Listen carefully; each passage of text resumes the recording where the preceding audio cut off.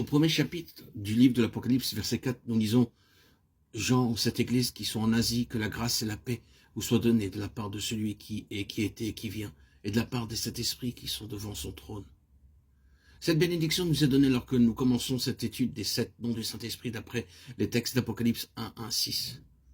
Remarquez le nombre de répétitions de ce fragment de phrase, les 7 esprits. Le chiffre 7 est répété un grand nombre de fois dans ce livre. Le message du Seigneur Jésus-Christ était destiné aux 7 églises. Il parle aux 7 anges. Il y a un livre scellé de 7 sceaux, les 7 dernières clés. Le chiffre 7 dans la Bible parle de perfection.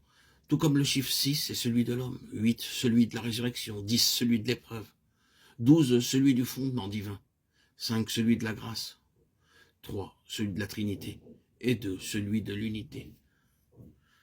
Lorsque Christ parle de ces 7 esprits, il entend par là l'œuvre complète et parfaite du Saint-Esprit dans nos vies. Par cette œuvre, nous pouvons être conduits avec notre Seigneur Jésus-Christ sur son trône vers lequel notre attention est attirée tout au début de ce livre. Au chapitre 4, nous lisons « Jean, cette église qui sont en Asie, que la grâce et la paix vous soient données de la part de celui qui est, qui était et qui vient, et de la part des 7 esprits qui sont devant son trône. » Dans le même chapitre, verset 6, « Et qui a fait de nous un royaume des sacrificateurs pour Dieu son Père. À lui sont la gloire et la puissance au siècle des siècles. » Si nous sommes destinés à être des rois avec le Seigneur Jésus-Christ, nous devons avoir un trône. Vous ne pouvez pas être un roi sans trône. Vous ne pouvez pas être un roi sans royaume, domination, puissance et autorité. Ainsi, le Saint-Esprit attire notre attention sur l'appel céleste, saint et élevé de notre bien-aimé et puissant Dieu, ainsi que sur son intention de nous faire asseoir sur son trône.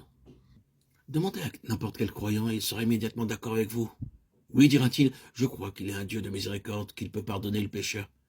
Mais dites à une personne que Dieu ne veut pas seulement pardonner nos péchés, mais qu'il veut aussi que nous soyons avec lui sur son trône.